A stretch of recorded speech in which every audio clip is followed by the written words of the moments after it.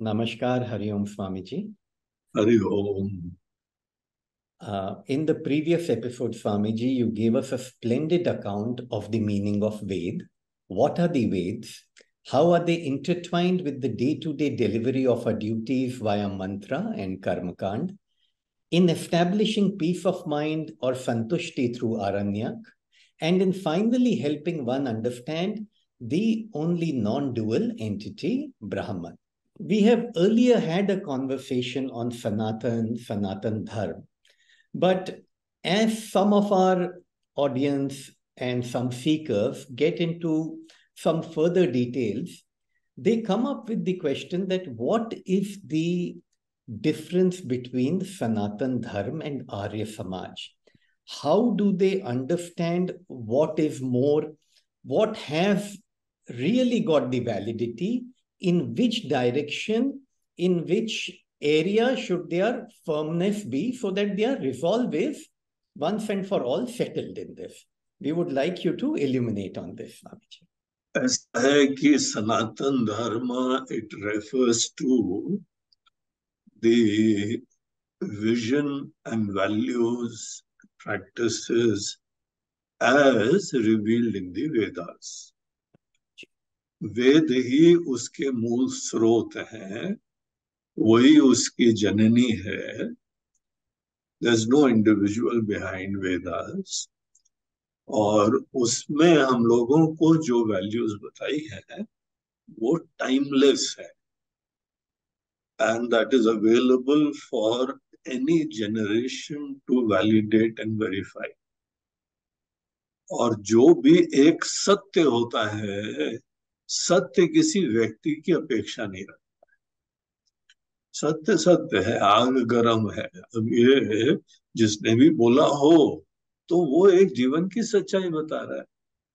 जैसे अनेकों ऐसे भौतिक पदार्थ होते हैं, वैसे ही आध्यात्मिक रहस्य होते हैं.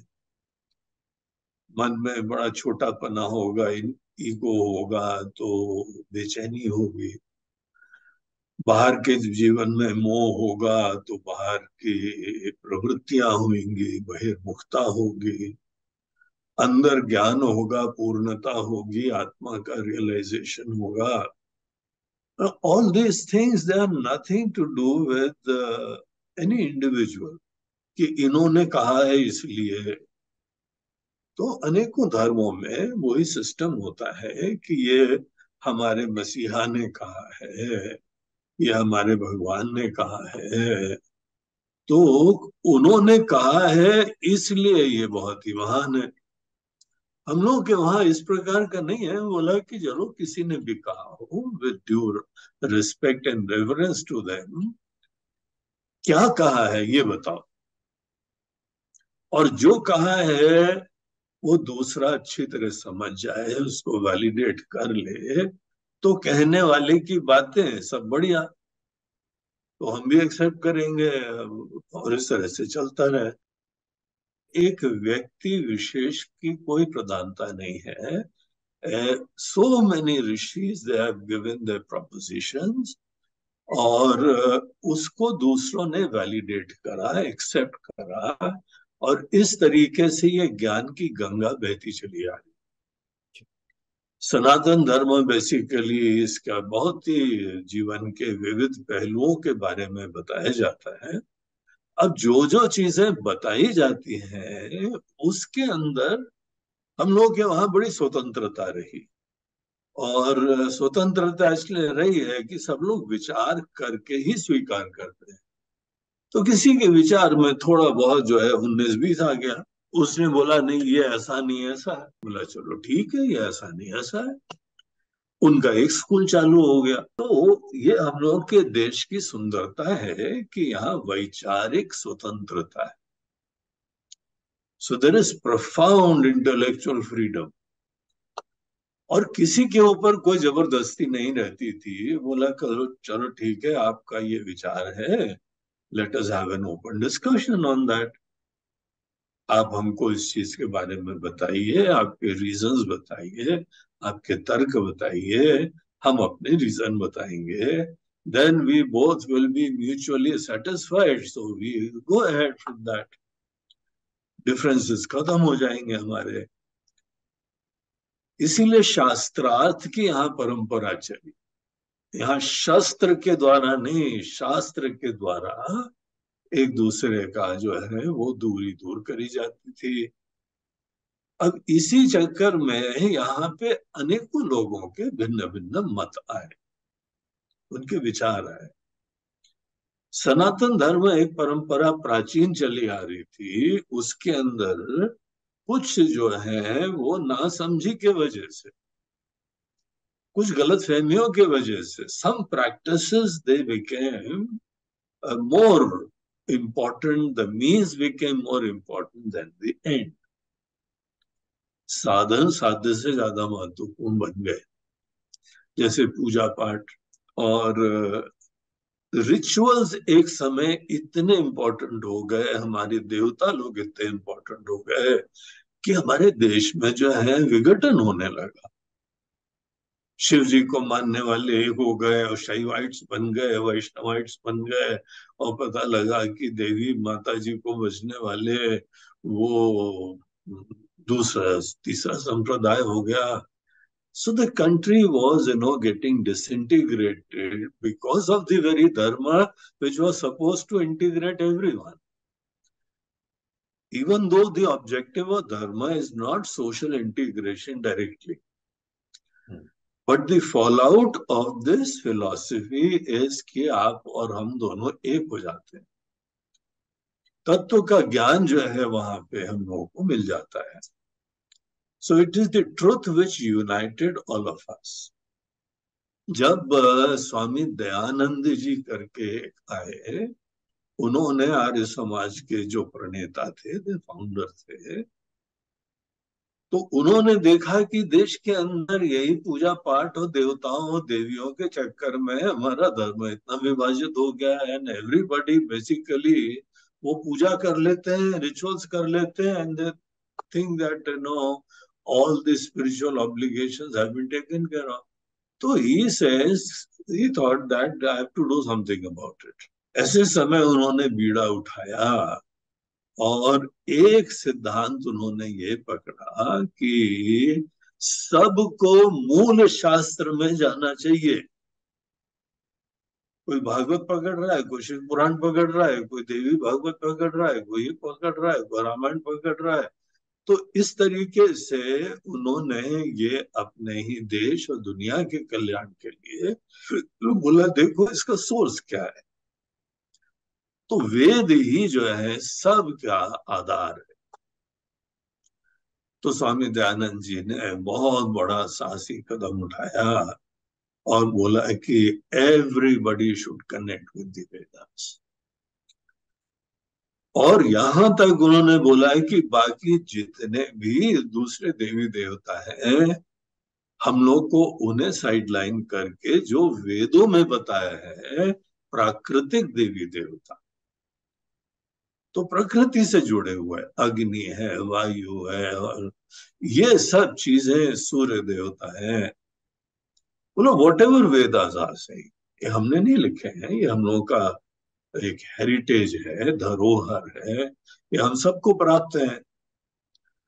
तो let us dive into Vedas और वेद में जाके देखें और उन चीजों को। वेद के समय जो है रिचुअल भी केवल यज्ञ हवन थे।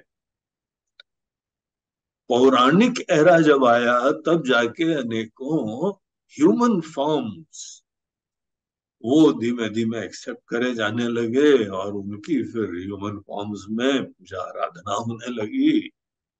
तो उससे कुछ फायदे भी होते हैं, कुछ डिसइंटीग्रेशन भी हो गया, फ्रेगमेंटेशन हो गया। हमारा ही हिंदू धर्म अनेकों संप्रदायों में बंटने लगा। So that was the strategy which Swami Dayanand ji resorted. और उन्होंने बोला कि हम लोग को वेद में जाना चाहिए, सबका आधार एक हो जाए। And it was not very difficult for him to convince the world कि सबका आधार वेद ही है। तो वेद के अंदर उन्होंने प्रवेश कराया सबका, और बड़े इफेक्टिव थे, एलोक्वेंट थे। और उन्होंने पूरा अपना एक संगठन ही तैयार कर दिया। उसका नाम बोला आर्य समाज। तो ये समाज है जो कि ये बीड़ा उठाएगा और उसको जो है वेदों से जोड़ेगा। अब यहां तक तो सब अच्छा था। It was basically a social reformation. समाज के धरातल पे अनेकों रिफॉर्म्स करना, वो आर्य समाज का बहुत बड़ा ऐतिहासिक योगदान है। उन्होंने अच्छा काम करा इस मामले में। जो जो अच्छे काम करें उनको हमारा प्रणाम है, नमन है। बहुत ही महान लोग होते हैं। देश के लिए, वेद के उत्थान के लिए उन्होंने ये काम करा। He was a great person. लेकिन फिर धीमे धीमे क्या होता है कि कुछ लोग कट्टर हो जाते हैं। बेसिक ऑब्जेक्टिव किनारे हो गया। अब बाद में जो है नव आर्य समाजी लोग मूर्ति पूजा के कट्टर विरोधी बन गए। अच्छा। और साथ साथ क्योंकि एक फिलोसफिकल प्रतिपादन बहुत ज्यादा इंपॉर्टेंट नहीं था, सोशल रिफॉर्म ज्यादा इंपॉर्टेंट था, तो वहां पे कुछ फिलोसफिकल सिद्धांत भी सनातन धर्म से अलग बताए जाते। अब वेदों में जहां बताया है कि एक तत्व है, अद्वैत है, आर्य समाजी लोग अद्वैत नहीं, त्रैतवाद को स्वीकारते हैं। वो एक नहीं, द्वैत नहीं, त्रैत मानो वो स्वीकार। जीव जगत ईश्वर हमारे ये व्यवहारिक जगत में अलग अलग दिखते हैं। जीव अलग दिखता है, जगत अलग दिखता है, और उनके बनाने वाले ईश्वर होते हैं। तो ये जीव जगत ईश्वर जो ऊपर से हमको अलग दिखाई पड़ते हैं, उन्होंने बोला कि ये अलग ही समझो और पहले अपने आप को रिऑर्गेनाइज करो। तो वो बोलते हैं ईश्वर का भजन करो, ईश्वर का ही भक्ति उत्पन्न होनी चाहिए। तो उसमें there is no doubt about it. हर जीव को जगत में सेवा करने के लिए ईश्वर की भक्ति का उसको आशीर्वाद मिलना चाहिए, उसकी साधना करे वो। तो उन्होंने इस प्रकार के, क्योंकि ये सब चीजें फिलोसफिकल तत्व का निर्धारण उनका ऑब्जेक्टिव नहीं था।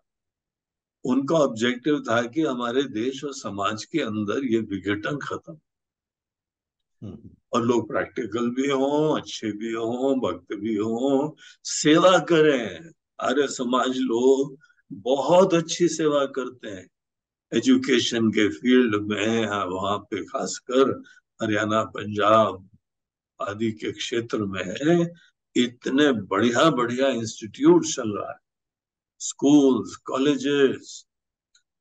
तो और सबको अच्छे संस्कार देते हैं, वेदों का ज्ञान देते हैं, चैंटिंग करवाते हैं, यज्ञ हवन का जो है परिचय करवाते हैं, सब बच्चों को मंत्र आने लगते हैं। ये सब भिन्न भिन्न चीजें स्वामी दयानंद जी के ही मार्गदर्शन में आर्य समाज में ये सब चालू। अब होता यही है कि इनिशियल ऑब्जेक्टिव कुछ रहता है, फिर बाद में ये दोनों एक कट्टर फ्रैगमेंटेशन का दूसरा रूप बन गए। जिन्होंने फ्रैगमेंटेशन को खत्म करने का बीड़ा उठाया था, उनके ही अनेकों लोगों ने एक नया फ्रैगमेंटेशन क्रिएट कर दिया, सनातन धर्म है, आर्य समाज। तो जो सनातन धर्म अपने आप में सब कुछ, उसके अंदर कोई दोषवान नहीं है, लेकिन कुछ प्रैक्टिस सनातन धर्म के नाम पे गलत थी, जो कि होते ही रहता है। कोई भी सिस्टम आप दीजिए, there will always be some misunderstanding, there will be some abuse, कोई ना कोई। हम लोग के कॉन्स्टिट्यूशन में, जो कॉन्स्टिट्यूशन में है ना, द सुप्रीम कोर्ट, उसका काम ही है राइट इंटरप्रिटेशन करना, क्योंकि मिस इंटरप्रिटेशन की पॉसिबिलिटी होती है। तो इसलिए गलत कोई प्रैक्टिसेस चालू हो जाती है। तो यहाँ पे होती थी प्रैक्टिसेस, अनेकों गलत होती थी।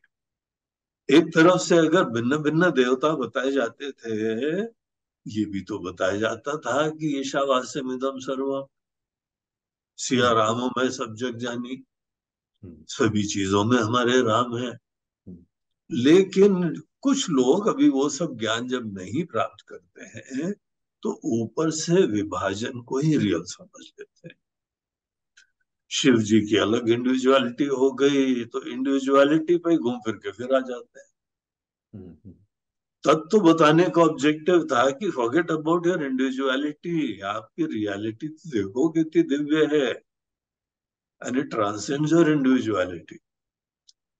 अब वो उपदेश गौण हो गया और हमारी इंडिविजुअलिटी फिर से प्रधान हो गई, एक नया हमने मोर पंख अपने कैप में लगा लिया। हाँ?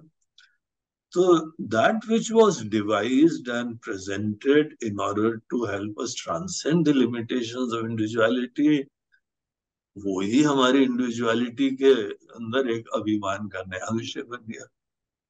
So this keeps on happening. The whole history, the whole tradition of whether it is religion, whether it is any other system, धीमे धीमे जो है ना सिद्धांत से चालू होता है, it lands into individualities. Political party भी हो जाए, वो शुरुआत में बड़े बड़े बड़े सिद्धांत से चालू होती हैं और फिर finally they land up into some individual, hanging on to some individual. और जब इंडिविजुअल के ऊपर आ जाता है तो सिद्धांत गौण हो जाते हैं, इंडिविजुअल प्रधान हो जाता है। राइट। अब ये चक्कर चलते रहते हैं। तो हिंदू धर्म में भी ऐसे कोई गलत प्रैक्टिसेस आ जाती थी और ऐसे ही कोई महापुरुष लोग आते थे और उसको दूर कर देते। आर्य समाज जो है ना, राम जी कृष्ण जी इनको कोई भगवान नहीं समझता है, आर्य समाज इनको महापुरुष समझता है। तो राम जी बहुत बड़े ज्ञानी थे, बड़े महान पुरुष थे, उनका रिस्पेक्ट करो, लेकिन भगवान जो है वो निराकार हैं, वो तो हर जगह व्याप्त हैं। He can not take up any form. वो सिद्धांततः उनके मन के अंदर ये बैठाया गया था। और स्वामी दयानंद जी ने किस कॉन्टेक्स्ट में ये सब बोला था, क्या करा था, तो वो सब अलग बात है, लेकिन आज उन्होंने ये पकड़ लिया है। तो आज के दिन आर्य समाज जो न, वो समाज सेवा भी कर रहा है, वेदों की तरफ लोगों का रुझान भी करवा रहा है, but it has become a different independent identity, opposing the main stream completely, lock stock and barrel. तो पूरा जो है बाकी सब लोगों का वो विरोध करते हैं। तो इस तरीके से ये अनेकों प्रकार की ऐसी जो है परंपराएं चला करती थी। इन लोगों का हमको पॉजिटिव कंट्रीब्यूशन भी देखना चाहिए, द स्पिरिट देखना चाहिए, और कुछ कमियां भी है सबके अंदर होती हैं। दोनों जने वेदों के प्रति निष्ठा, तो इस तरीके से दोनों जने वेद को मानते हैं।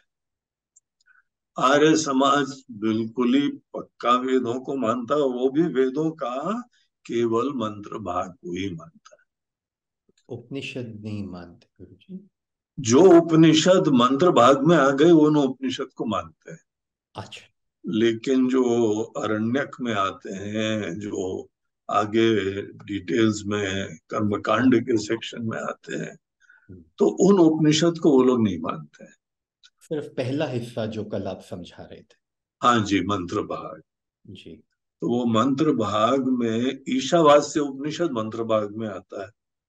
तो ईशावास्य उपनिषद को आर्य समाजी भी बहुत ही रिवियर करते हैं।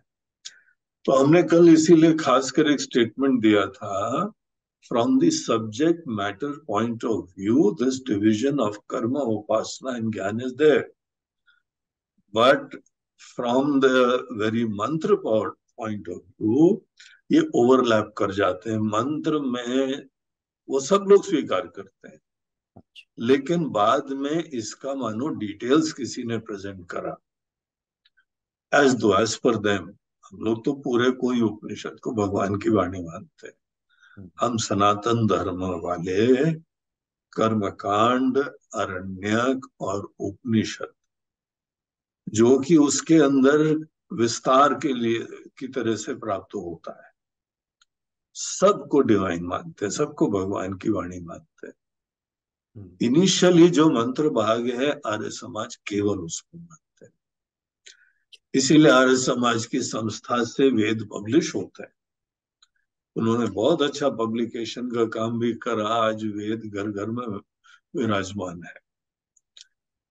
मगर वेद के नाम से जो चारों वेद हैं वो केवल मंत्र भाग है। अच्छा जी।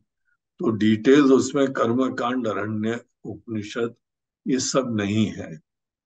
कुछ उपनिषद जो मंत्र में आ गए वो मान, हम्म, लेकिन आगे डिटेल्स में वो लोग नहीं मानते। जैसे एक उपनिषद है उसका नाम है Brihadaranyaka Upanishad. The very name tells it is in the Aranyaka section. Hmm, वहां पे ये डिस्कशन आया था। तो उसको लोग नहीं मानते हैं, छांदोग्य को नहीं मानते हैं, अनेकों दूसरे उपनिषद है वो नहीं मानते हैं। तो ठीक है, नो प्रॉब्लम।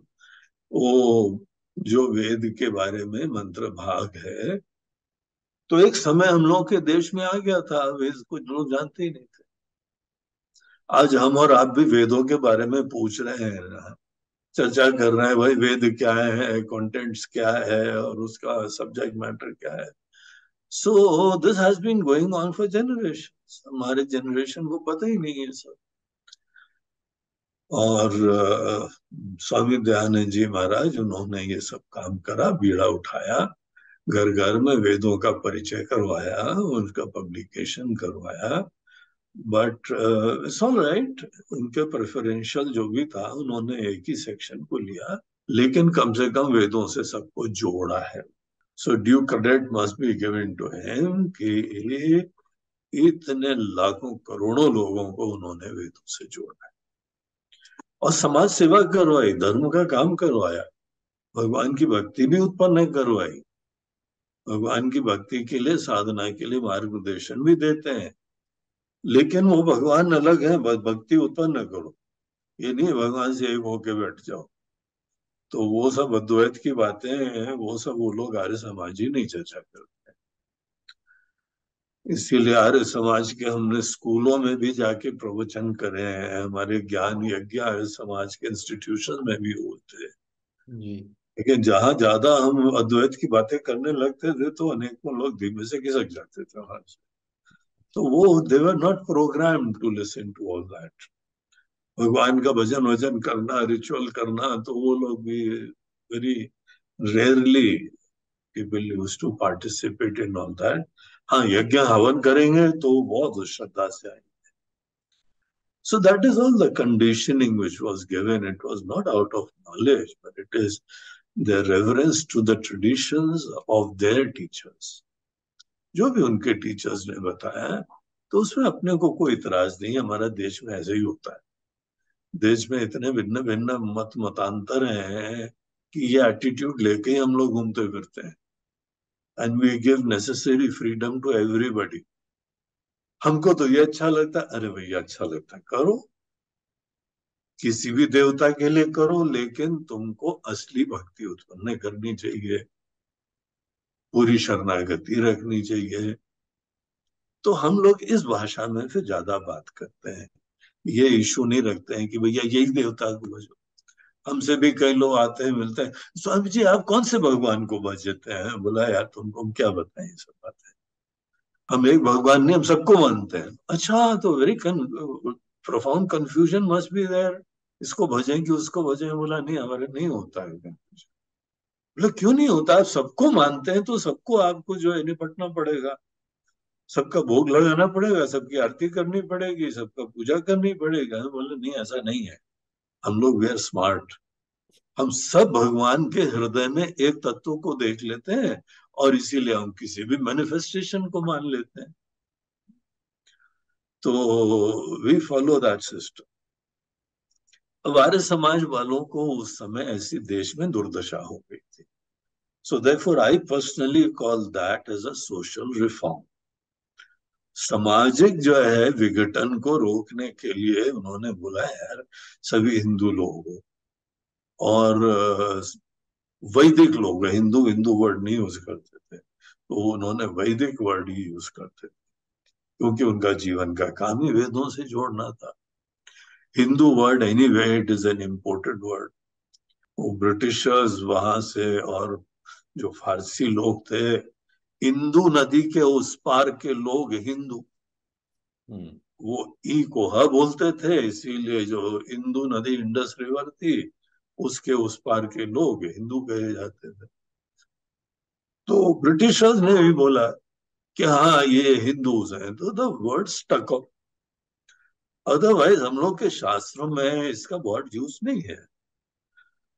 यद्यपि आज कुछ लोग बोलने इधर उधर से श्लोक भी लाते हैं, हम बोला कि I tell you what is Hindu, Hindu का शब्द यहाँ से यूज हुआ है, but there no hangups with the word. We have an identity, we have a philosophy, we have a vision, तो उसको ही हम पकड़ के बोलते हैं, बाकी आप जिसको जो भी नाम देना हो दो। तो वो सब नाम आदि सब सेकेंडरी बातें हैं, लेकिन उससे विघटन होता है। अगर बहुत सारे देवी देवता हो जाएं तो पता लगा कुछ जमा ही नहीं होता।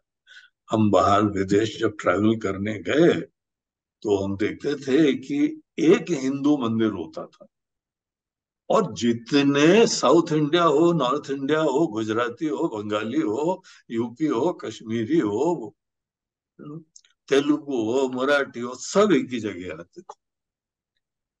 तो ऐसी सीन देख के जो है ना, वो हमारे स्वामी दयानंद जी आर्य समाज के बड़े खुश हो जाते, बोलते हैं हमको अपने देश में ऐसे ही चाहिए।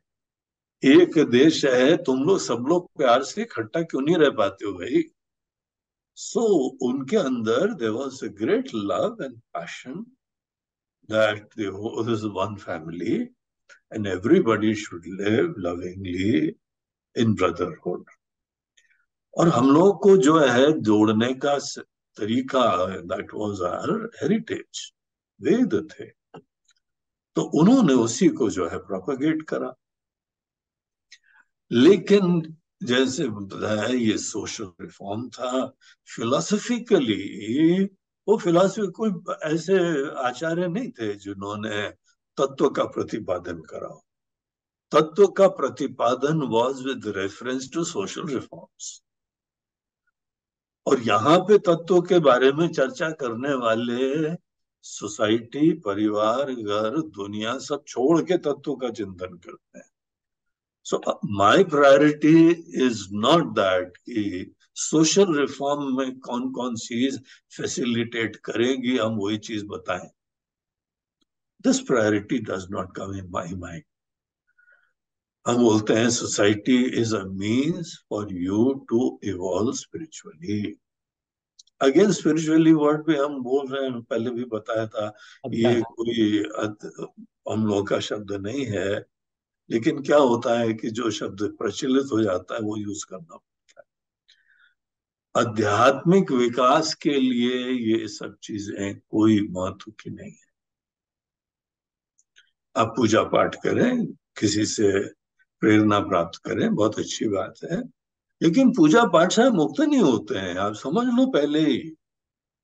आप रेवरेंस पे करते हैं, आप कहीं पे आदर अभिव्यक्ति करते हैं, बस। जिसका आदर कर रहे हैं उसका तत्व जानना है, जिन ईश्वर का भजन कर रहे हैं उनका तत्व जानना है, और तत्व जानोगे तो आपकी इंडिविजुअलिटी खत्म हो जाएगी। You will transcend all your limitations अगर तत्व अपना जानो। तो Sanatan Dharma has no hangups about attaching to any particular form, क्योंकि यहाँ एक सच्चाई को बताते हैं। Nevertheless we accept this fact, we realise this fact कि यहाँ अनेकों लोग रूप को पकड़ लेंगे, उससे आसक्त हो जाएंगे। ये हमारे भगवान, ये तुम्हारे भगवान, ये हमारा संप्रदाय, ये तुम्हारा संप्रदाय। So that kind of possibility is always there. तो ये सनातन धर्म को समझने वाले चाहिए। अब ये ना समझ लोग समाज में पकड़ के कुछ भी करने लगेंगे, that does not define the truth of Sanatan Dharma. तो हमारे शंकराचार्य हो गए, ऐसे आचार्य लोग, इन्होंने बीड़ा उठाया कि सनातन धर्म की रियलिटी दुनिया के सामने प्रस्तुत करनी है।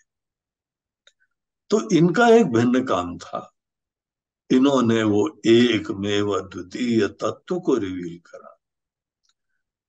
और हमारी individuality is just a notion, is a figment of my imagination.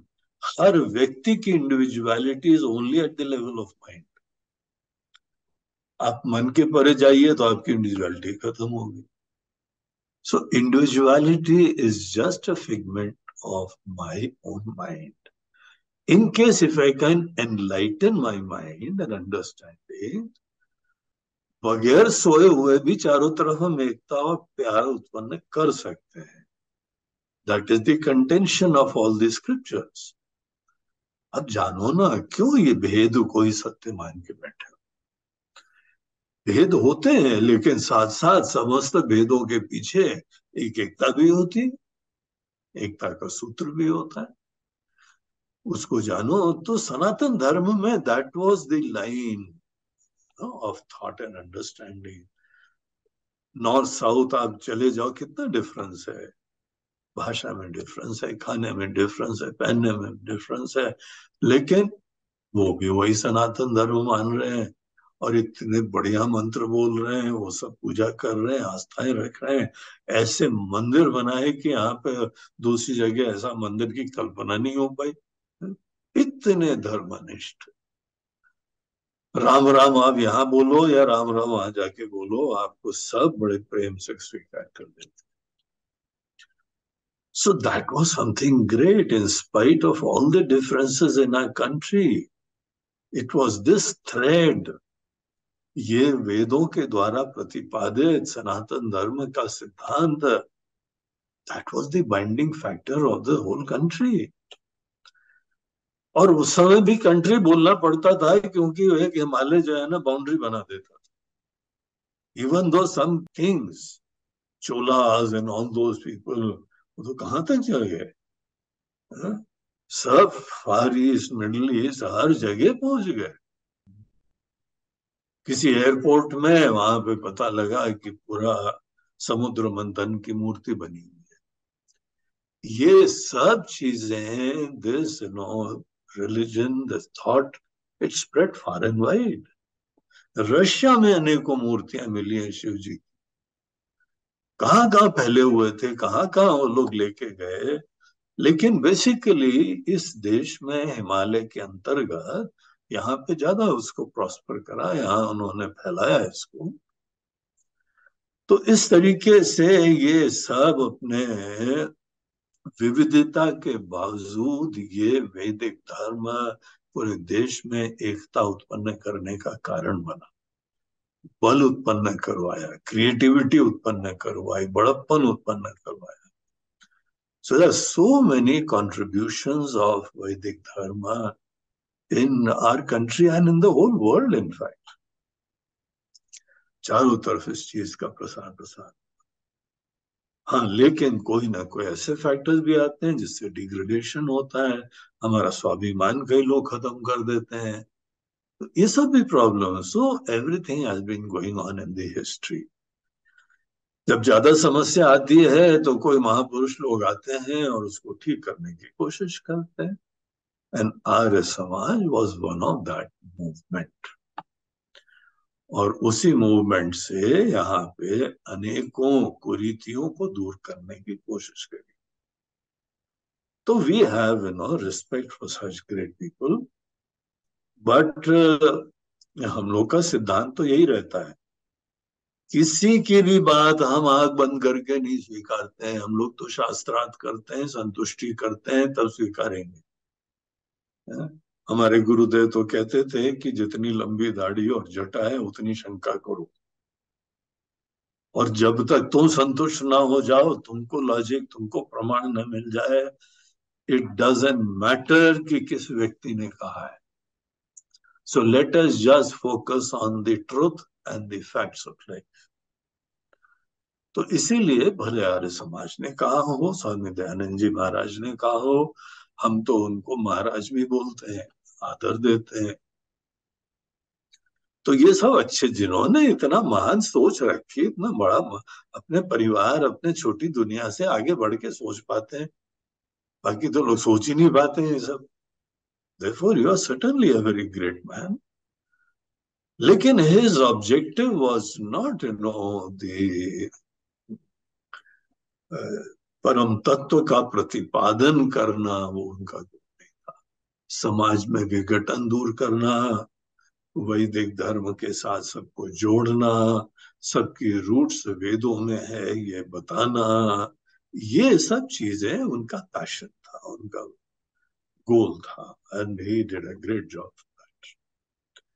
तो इस तरीके से ये सनातन धर्म और आर्य Samaj, Sanatan Dharma is that ancient tradition coming down to us, और इसी में कुछ कुरीतियां आ गई ना समझे से प्रैक्टिसेस में, समाज के अंदर, जी। जो कि समाज में फ्रेगमेंटेशन उत्पन्न करने का निमित्त बन गया।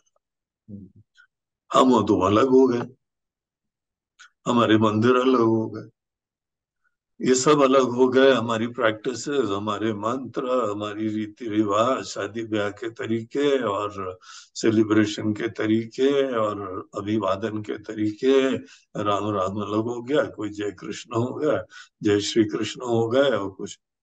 अब इन सुपरफिशियलिटीज को कई लोग बहुत ज्यादा महत्व दे देते हैं और अपना अलग अलग समाज बनाते हैं।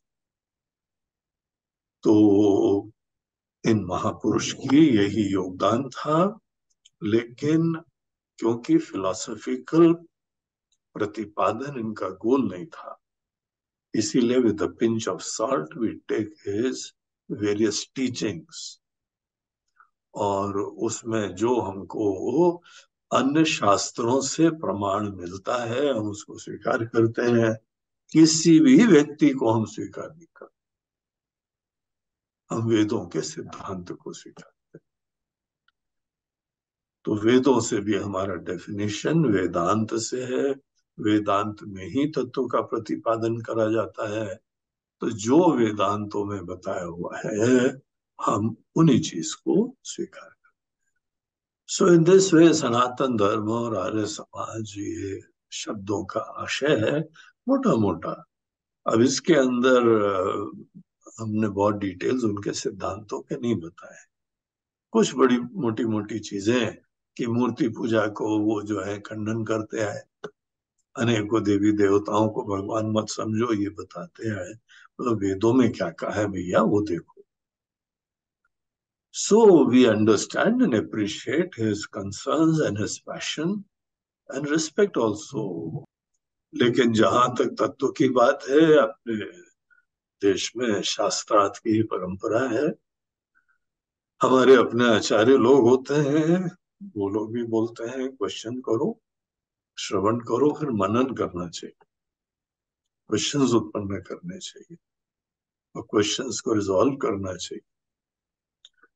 हमको याद है कि हमारे गुरुदेव ने पहले फर्स्ट प्रवचन में बोला बोला कि देखो, I am so happy that you all are inclined for this knowledge and you are my children. सब हमारे बच्चे लोग हो, अपने बच्चों की तरह तुम्हारी देखभाल करेंगे, व्यवस्था, रहना, खाना पीना, कपड़े लत्ते सब will be provided to you by the ashram. लेकिन एक हम अपनी कमी भी बता दें तुम लोगों को, हम गप्पे थोड़ी ज्यादा मारते हैं। तो कई बार गलत बात भी बोल देते। तो सब लोग बड़े फॉक्स्ड हो गए, बोला है ये तो अजीब गुरु जी मिले, लगते तो अच्छे हैं, काफी उदार हैं, बड़े प्रेमी हैं, बड़े ज्ञानी भी दिख रहे हैं।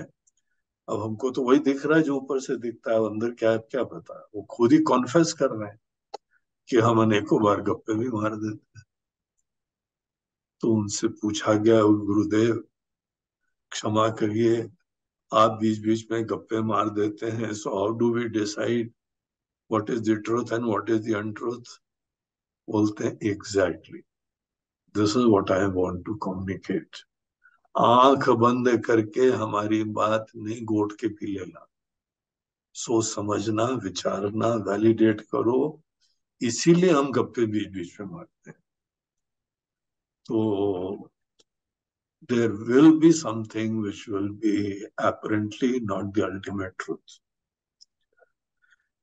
तो हम ऐसे शिष्यों को जो है ना, I don't respect all those people जो अंधविश्वासी होते हैं। सतवचन सतवचन हमारे गुरु जी ने कह दिया, जैसे अल्टीमेट। बोलते हैं भैया तुम्हारे गुरु जी खुद ही डिनाई कर जाएंगे अगली बार। इसीलिए it is a better proposition, whether it is understanding the teachings of guru और गीता और Upanishad, always follow this principle कि जो बताया जा रहा है with an open mind try to appreciate and go to the very crux of the teaching. तो ऊपर की चीजें, द वेरी फैक्ट हम कुछ गप्पे मार देते हैं, इसका मतलब हम I am trying to communicate something कि for me these things are superficial, so I don't bother about all that. तो तुमको विवेक करना है, क्षीर नीर विवेक करना है, दूध और पानी को तुमको अलग करना है। जी। सार सार क्या हम कहना चाहते हैं ये समझो। तो हमारे पीछे पीछे रहोगे, गुरु जी हम आपके शिष्य हैं बोलते हैं, तुम धोखा खा जाओगे बेटा, क्योंकि हम अगले क्षण कुछ बोल देते हैं। तुम ऊपर ही से समझने वाले हो तो तुमको गड़बड़ होगा, सोच समझ के स्वीकार। भगवान ने एक जगह कहा कि हम कुछ नहीं करते हैं, दूसरी जगह कहा हम इन्हें दुनिया बनाई हम ये करते हैं। That's a contradiction. चातुर्वर्ण मया सृष्टम, ये चार वर्ण हमने बनाए हैं। और आगे बोलते हैं कि तस्य कर्तारम इमाम विद्धि अकर्तारम अव्ययम, हमको तो भी अकर्ता जानो। तो देर आर कॉन्ट्रडिक्शंस, और जो सुपरफिशियली समझता है उसको जो है वो प्रॉब्लम हो जाएगा। So try to go into the very crux, into the very roots. तो उसके लिए तुमको थोड़ा सा मनन करना पड़ेगा। Very deep reflection and meditation will be required to understand what I'm trying to say. So don't try to understand Guru very easily. He is very slippery. वो एक क्षण ऐसा बोलेंगे, दूसरे क्षण मना कर देंगे। एक क्षण बोलेंगे बहुत पूजा करो, बोले यार किसकी पूजा कर रहे हो सदी, तत्वमसि तुम वो हो समझो। आप ही ने तो बोला था पूजा करो। हमने बोला था, लेकिन हमने ये भी बोला। So are you trying to appreciate what I'm trying to say? वो उनकी प्रायोरिटी होती है कि मूल चीज समझाने के लिए बहुत गुरु लोगों को पापड़ बेलने पड़ते हैं। We appreciate their very difficult job to communicate that which is beyond all words, to help us appreciate, comprehend and realize that which the mind cannot imagine. So just realize how difficult the task is there. Yet very compassionately they hold our fingers. हम जहां पे आज relate कर पाते हैं, जो हमारा level है, उस चीज में हमारी और निष्ठा भावना उत्पन्न कर पाते हैं। और एक बार मन सुंदर बनने लगा तो फिर आगे ले जाते हैं। तो सनातन धर्म के tradition, they are not some kind of fixed ideas. हम शिव जी की पूजा जरूर करते हैं, लेकिन उस मूर्ति मात्र को सब कुछ नहीं समझते। आपने मंदिर भी बनाया, बहुत अच्छी चीज है, वो आपको याद दिलाता है परमात्मा की, गुरु की, संतों की, उनकी टीचिंग्स याद दिलाता है, but they are not confined over there. और अगर आप ये सोच लो कि नहीं नहीं यू आर हियर आल्सो, बोलते हैं यस आई एम एवरीवेयर, हम हर जगह हैं, लेकिन मिलते केवल यहीं पर हैं, हर जगह मिलते नहीं है। आत्मबोध में, if you remember, you have studied Atmabodh very nicely, वहां पे जो है वो शंकराचार्य जी बोलते हैं आत्मा हर जगह है, लेकिन दर्शन उसका अपने हृदय में ही होता है। जी। तो उसी तरीके से परमात्मा हर जगह है, कण कण में है, दुनिया में है, हर मंदिरों में है, लेकिन उसका एक अलग ऑब्जेक्टिव है। वो केवल आपकी श्रद्धा भक्ति को दृढ़ करने के तरीके हैं। The God who is in the temple, they don't teach. The God who is in the temple, they don't resolve our doubts. वो हमारे कंफ्यूजन दूर नहीं करेंगे। उसके लिए आपको भगवान के एक दूसरे रूप के पास जाना पड़ता है। वो लोग आपके अंदर के ज्ञान दूर करते हैं, कंफ्यूजन दूर करते हैं, very lovingly, compassionately they descend down to your level and holding your finger as though वो धीमे धीमे आगे ले जाते हैं। That blessing is possible only with the living Guru. Not with any statues, not with any temples, not with any photos. However much you feel the presence of Guru there also, but really speaking, it is your Shraddha because of which the presence is being felt. That presence will never be able to help efface your ignorance or any problems. अगर वो काम करना है तो जहाँ पे गुरु साक्षात होते हैं ना, वहीं जाना पड़ता है। तो जो यहाँ आते हैं वही उनका ज्ञान दूर हो, बाकी की श्रद्धा पुष्ट हो, आपकी श्रद्धा बलवान होगी। तो वो इस सब मंदिरों के और अनेकों जगह के देवी देवताओं का यही ऑब्जेक्टिव होता था। अब वही कुछ लोग जो आगे सब रहस्य नहीं जानते हैं, वो उसी को पकड़ लेते थे, सब कुछ समझ लेते थे। तो some surgical operations are required thereafter. तो जैसे यहाँ पे सर्जिकल स्ट्राइक करी ना, तो स्वामी दयानंद जी ने भी सर्जिकल स्ट्राइक करी थी। तो वहां पे ऐसी सर्जिकल स्ट्राइक करी कि सब मंदिर मंदिर अनेकों सब देवी देवता सबकी हालत खराब कर दी थी उन्होंने। लेकिन उनका ऑब्जेक्टिव यही था कि रूट्स में ले जाए, फाउंडेशन में ले जाए। Roots are always the unifying factor. Tree has all the diversity and differences, unique manifestations, but it is root alone which unifies and nourishes the entire tree. तो इसीलिए इनका ऑब्जेक्टिव यही था कि let me go to the roots and help everyone go to the roots.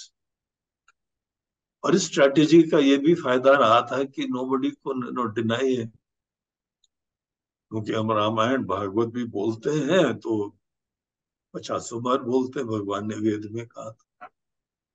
बोलते हैं हाँ, भगवान ने जो वेद में कहा था जरा चलो वेद भी पढ़ लो, वेद में भी झांक के देख लो।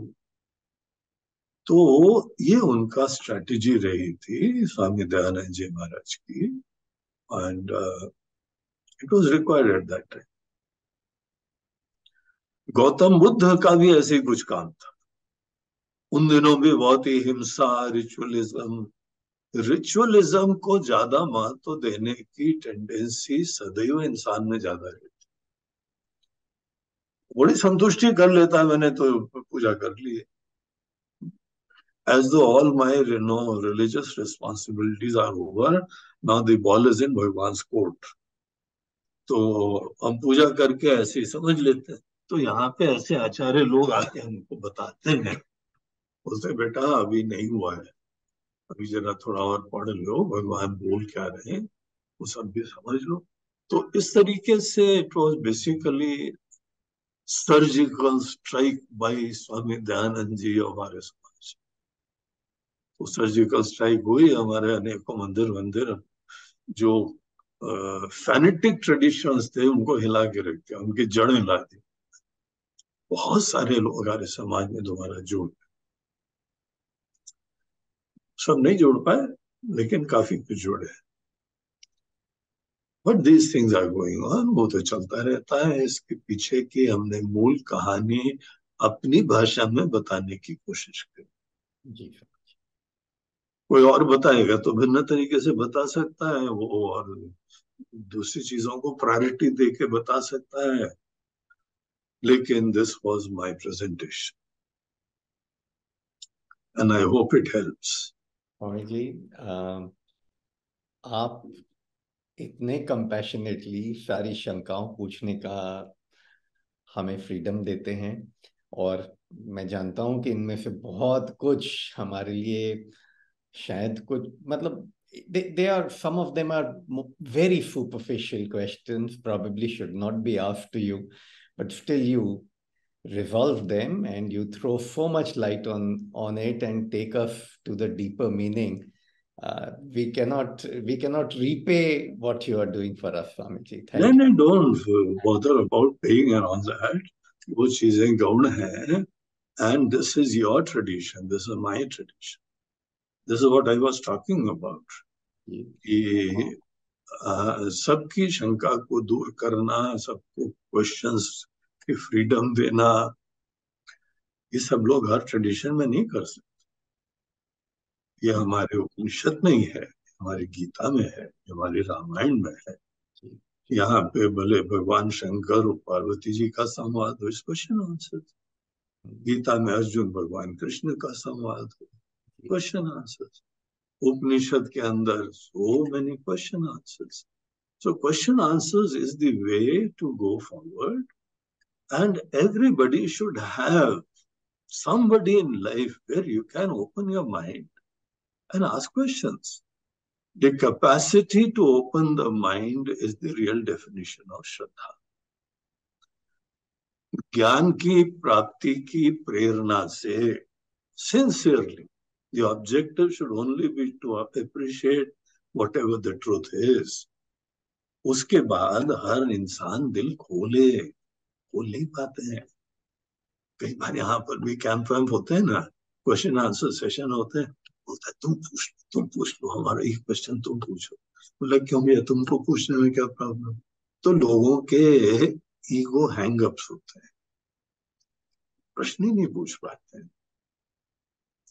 So I am so happy that you represent so many people and you are asking all apparently simple questions, लेकिन questions कोई भी हो, they are speed breakers. जब तक वो रिजॉल्व नहीं होंगे ना, तो आगे स्पीड ही नहीं होती, हमारी गाड़ी उधर ही अटकी रहती है। So I am so happy that you also very compassionately are thinking about various questions and doubts in the mind of so many people, your circle, your world, your friends, and whatever it is. और हम अपनी तरफ से पूरी यथासंभव कोशिश कर रहे हैं, sincerely, and I'll be so happy if they are blessed और उनकी आगे आध्यात्मिक यात्रा चले। वो कौन से पेमेंट क्या हमने को छोड़ छाड़ के दिया है, ये दुनिया ही छोड़ दिया, आपकी पेमेंट वाली रीपेमेंट वाली दुनिया छोड़ चुके हैं। इसीलिए अब हमारी प्रायोरिटी नहीं है, लेके जाएंगे कहाँ, क्या लेंगे, इन चीजों का मायने हमारे लिए नहीं रहा है। But I certainly respect that attitude कि I want to reciprocate, I want to pay, but I don't have capacity to repay. This gratitude I revere. How you repay, that is immaterial, that is depending upon the capacities of every person. हम लोग भगवान के पास भी जाते हैं, गीता में हमको कहा है कि भक्ति रखो, धन्यता रखो, क्या पे कर रहे हो, जरा सच्चाई जानो, कर क्या सकते हो। वहां भगवान बोलते हैं पत्रम पुष्पम फलम तोयम, एक पत्ता ले आओ, एक फूल ले आओ, तुम्हारी भावना की अभिव्यक्ति आवश्यक है, इंपॉर्टेंट है। किसी से प्रेम भी करते हो, अभिव्यक्ति करना सीखो। किसी से प्यार करते हो, कम से कम बोलो I love you, you are very important in my life. अभिव्यक्तियां सदैव इंपॉर्टेंट होती है, लेकिन अभिव्यक्ति का अंदाज ये बहुत हमारे लिए इंपॉर्टेंट नहीं होता है। ये सब लोग नहीं भी होंगे ना, हमारी जीवन की गाड़ी चल रही। So one should realize that there is God who is taking care of the world, who is taking care of all his children. तो बाकी कोई हो ना हो, उससे हमारी कोई थोड़ी गाड़ी रुकने वाली है। हमने घर छोड़ दिया, हमने अपनी दुनिया छोड़ दी, कोई दूल्हे नहीं हुए इतने से, खाने के लाले नहीं पड़े हमको। हाँ? गाड़ी चल रही, बल्कि हमारे एक ही प्रॉब्लम रहा है, हम पतले कैसे हो। तो खा खा के इतना प्यार लोगों का भगवान तो भी देते जाते हैं। इसीलिए अब भी हमारी प्रायोरिटी ये थोड़ी रहेगी कि भाई कौन हमको क्या पे करता है। आपकी जो भावना हम वो देखेंगे, आपके अभिव्यक्ति से हम ये नहीं देखेंगे माल कितना है, हम ये देखेंगे कितना प्यार है, कितनी रेवरेंस है। I always look upon all those things, not how you पे। गरीब आदमी अपने हिसाब से पे करता है, अमीर आदमी अपने हिसाब से पे, उसके पास और है ही क्या, पैसे ही तो है ना उसके पास, तो पैसे दे सकता है। किसी के पास प्यार है तो प्यार दे सकता है। तो जिसका अंदर, जो आपके अंदर देने की भावना हो रही है, this is something which I love and respect. और सबको नहीं दिया जाता है, ये गिने चुनों के पास ही शब्द निकलते हैं। So you are being blessed, that is my objective. Continue to be blessed, continue to be such embodiment of gratitude, love, and compassion, and a representative of so many people who cannot ask questions, but you are asking questions on their behalf. So that is very good and very reverential from my point of view. So God bless you, you and all the people whom you represent. आपके ऊपर ईश्वर की कृपा बनी रहे, और बहुत ही प्यार हो जाएगा, बहुत ही धन्यवादता हो जाएगी। तो जो अपने संसाधन है, सामर्थ्य है, उसको भी व्यक्त कर देना। अभिव्यक्ति, I respect, should be there, and that is the tradition of दक्षिणा।